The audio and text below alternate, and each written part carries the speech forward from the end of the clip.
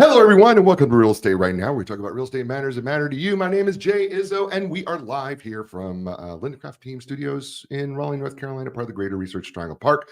Today's show, if you've not been with us last week, we are talking about the NAR settlement and how that is going to affect real estate. Today, though, we're going to take a little bit twist because I have with us, I brought back with us Kim Crump, PC. Good morning. Yeah, good morning. All the way from Australia. She's here with us today. Flew in just for this. just for 22 minutes. She flew in, and she'll be flying right back to Australia.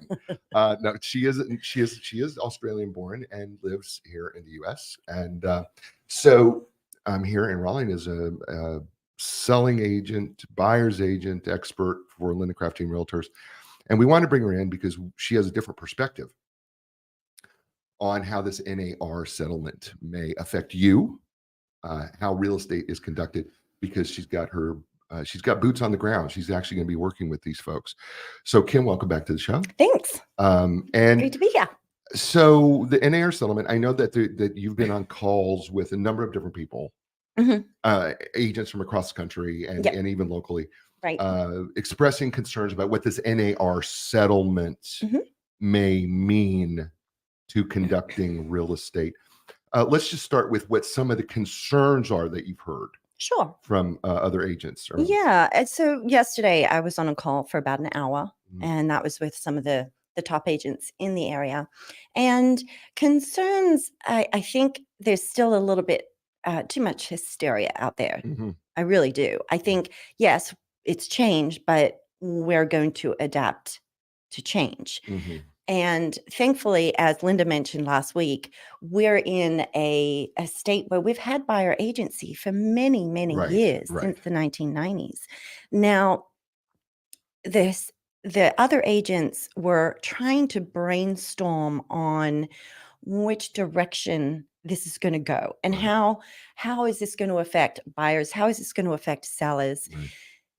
If you were going to a dentist, if you were going to a doctor or an attorney, you would expect to have the attorney at the attorney's office, the dentist doing the work on your teeth.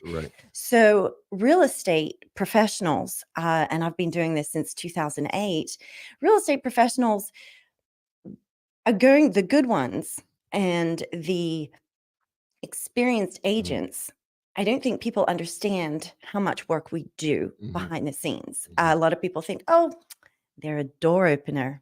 That's what they do. But realistically, anybody can see homes online. Everybody has had that availability for a long time. For quite a while, yeah. Finding homes, driving past a home, and then typically people would get a realtor involved. Now, one of the main changes that we're going to experience because of the NAR, and when we say NAR, we're talking National Association of Realtors. It's the biggest trade association. And we are going to see a change when it comes to how people see homes and how we now, as agents, coming in July, I shouldn't say right now, but coming in July, mid-July, these changes should go into effect. A buyer cannot get into a house without signing a buyer agency agreement with a realtor.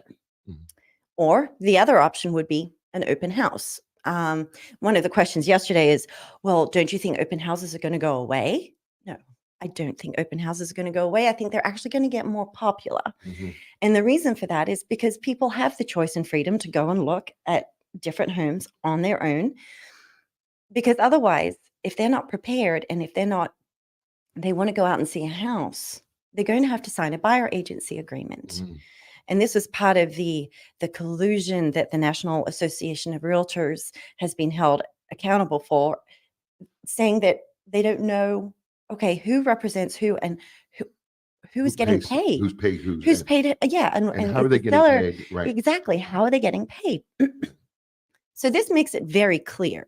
It's very transparent. We've always had buyer consultations, and we explain the process. We explain what dual agency is. We explain the fees involved, and the buyer agent agreement has always had in there the fees associated with the Right. transaction. Right. Well, specifically in this state, we have been Mhm. extraordinarily Mhm. transparent. Yes, and I'm only going to be talking about North Yeah, Carolina. right. Because in this state, we have always had buyer's agency Mhm. that you have to engage. Otherwise, it's typically been the agent is Mhm. representative of the seller Right. until That's buyer's agency is Is established. established. Right. Right. And even as open houses, if I was hosting an open house for another Exactly. agent, I am still representing the seller. I Exactly. am a sub agent of the seller. Right. So how could somebody go into an open house without signing buyer agency agreement? Well, that's an easy answer because you represent You the seller. represent the seller. I don't represent the buyers who are walking through the Right. door. Now, And until they sign a buyer agency agreement, and that can change as Mhm. soon as they sign a buyer's agency agreement. Correct. Yes. So once they sign a buyer agency agreement, everything becomes confidential. And I represent that client. That client has gone from just a consumer, a customer, Right. to a client with my fiduciary responsibilities Right. to them. Right. Now, without buyer agency, you don't have anyone Mm. who's going to advocate for you. Right. You're on your own. So if it would be like me trying to practice being an accountant, I have no experience in that field whatsoever. Well, yes, and I think, and Paul Fitz and makes a great point here. By the way, most people don't realize how much time and that you actually put in for Correct. free. Mhm. Mhm. Which you do after buyer's agency is established. That you put in a lot of free work. We basically work for free until a house closes. Right. And not until it closes. That's when we get paid. Right. So we're doing all of this work, hundreds of steps once we find the Right. house, and then we write the offer, get the disclosures, figure out all the material facts Mhm. and inspections and negotiations. There is so many negotiations involved in one real estate transaction. And this is where, if you try to represent yourself Mhm. without a real estate agent, Mhm. you're putting your money in peril. Oh, absolutely, because you're still going to have to do a due diligence fee, and that due diligence fee is non-refundable. Just say, Who's going to negotiate that for you if you got to do it on your own? And if you don't understand the ins and outs of that, Mhm. And how is your multiple how are you going to be able to win a multiple offer right? when other buyers will have a professional, a seasoned agent Exactly. working for them who has been in these multiple office situations for the past couple of years. Right. It's been a very competitive market here. So if you don't have someone advocating for you saying, this is what you need to do, this is what this home is worth. Mhm. I mean, we pull comparables. We need to know how much Right. we believe the value of that house is. How is a buyer going to do that Right. on their own if they don't have access to all of the data and information Exactly. that we have? We have so many different resources that are not available to the public because it's for realtors. Exactly. And here's the other piece. I keep harping on why buyer's agency is going to be so much more critical, Mhm. and why and by the way, it may cost consumers actually more Correct. because of this settlement. Right. Because y- I'm going to just ask you, if you're buying a home, have you ever negotiated inspection report? Do you know what's important? What's important, what's not important? See, Do you know what a seller may fix or may not fix? Guess what? A right, seller doesn't have to fix anything. So if you don't know how to negotiate, right, you could end up with paying so much more. So experience in my from this wonderful quote that I heard this past week, experience is priceless. yes. Inexperience will cost you a fortune. And in this market, it's going to, in this new world, Mhm. I really believe that you're going to see a tier system. Mhm. Okay. I really do. I think so. I think that you're going to have newer agents who don't have much experience. They Mhm. are not going to be able to command the same amount of money with a buyer Mhm. as more experienced agent who is going to go to bat for you, who's going to negotiate every single thing for you, Mhm. who's going to educate you on the process, Mhm. who's going to help you understand a seller disclosure and Right. what no Well, that's changing too. right. We're getting a new seller disclosure coming soon, and that's going from 4 pages to 8. Right. So, and that's another thing. It's constantly changing. Exactly. And if you don't know the process, if you don't know Right. the forms, Right. you could very well get stuck paying a lot more money. Now, to your point about it may end up costing more, a seller will have an agreement, as they always have, if they Sure. choose to. You do not have to have an Right. agent. You've never had to have an agent. You could always sell Exactly. your house for sale by owner. Right. However, if you choose to have a listing agent, everything will be disclosed with your realtor as far as what their fees are. Yeah. There's no set fees. There never have been any Right. set fees. But you will know, okay, do I, as a seller, do I want to pay a buyer agent? Mm, Do I not want to pay a buyer agent? mm, Well, you know what? If you choose not to pay a buyer agent, that's your choice. exactly. It's you have that option. You've always had that option, actually. And it's always been You've there. always had that option. It's It's been written in the paperwork. It's been written in. So I'm not freaking out. I'm not. It's just going to take a little bit of time to get the change and the tweak, the things kind of worked out a little bit. Now, if a seller just says, you know what, I'm not going to pay a buyer agent fee, then ultimately it will become the buyer's responsibility to pay the fee. Right. Now, how is all that going to happen? We're not 100% sure just yet. So Right. like we said, this is still all in the works. Well, and I think maybe some panic may be Mhm. that July is going to get up on top of us really fast. really fast. I mean, gosh, it's already the end of March. I know, right? It's crazy. It's crazy. Mhm. Well, as we age, time moves so much faster than it did before, because Christmas comes every week now, Right. in my opinion. And birthdays come much faster than I want them to come. Right. So and but I mean, what I'm saying about that, though, I'm sorry for cutting you off. yeah. Okay. But what I'm saying is that this is going to come really quickly, and these changes, whatever's going to happen, so much of this is going to be done on the fly. Mhm. Correct. I mean, we can plan, Mhm. but we really are still unsure how this may play out in reality. Right. It is going to take more effort on the buyer side. And what I mean by that is you're not just going to be able to call up an agent and say, hey, I want to go see this house. Mm-hmm. Unless you have a buyer agency agreement signed. Mm-hmm. You can have it signed just for that one day. Mm-hmm. I will sign it one for this showing for this period of time.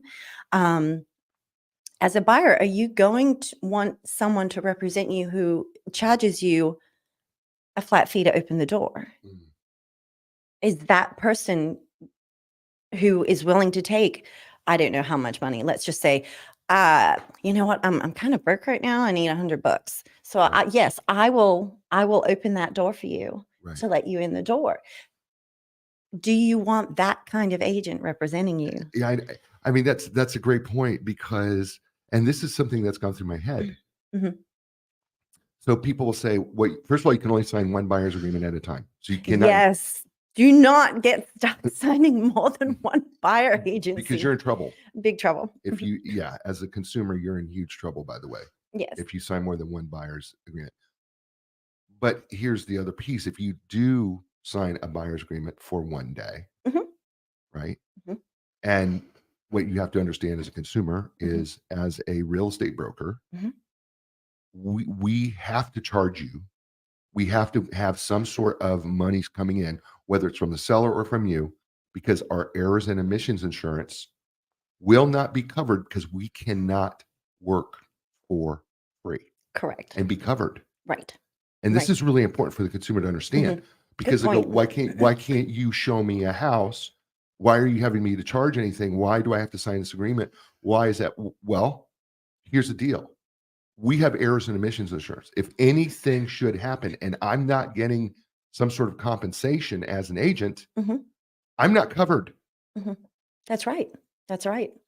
Now, I'm just going to swing this back around. Swing it. I'm going to swing it back around Please do. to the seller side. So going back to what I said, if the seller chooses not to pay a buyer agent, and a buyer agent does come into the picture, shows the property, if you don't want to pay a buyer agent, then you have to think about, how is that buyer going to get through the door? Who is going to let that buyer in the house?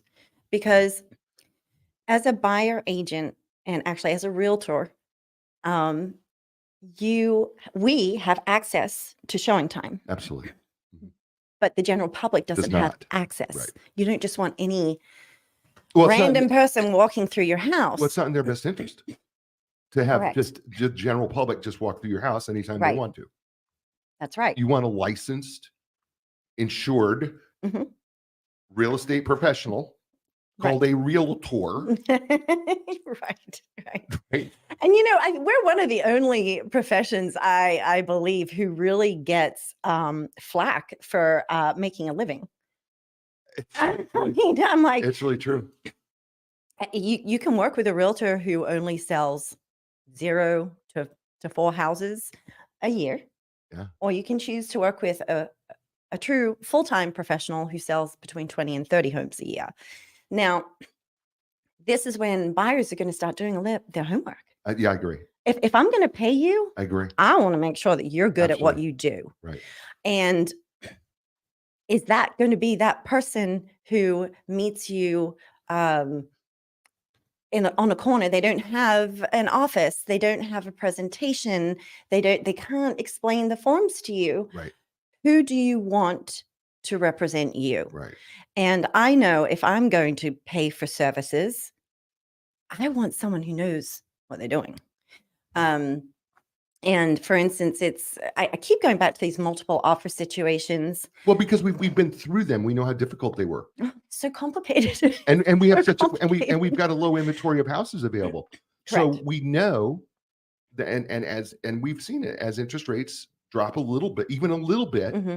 we get into multiple offer situations. Right. And then you think about, okay, so what happens after you win the house? Okay. Mm-hmm. I will sit there doing 4 hours worth of work right after we've gotten that contract because of all of the details involved behind the scenes. Does a buyer know how to do all those things? Right. Do they know how to protect themselves? Exactly. It's going to change, but I also think it's going to change for the good. Yeah.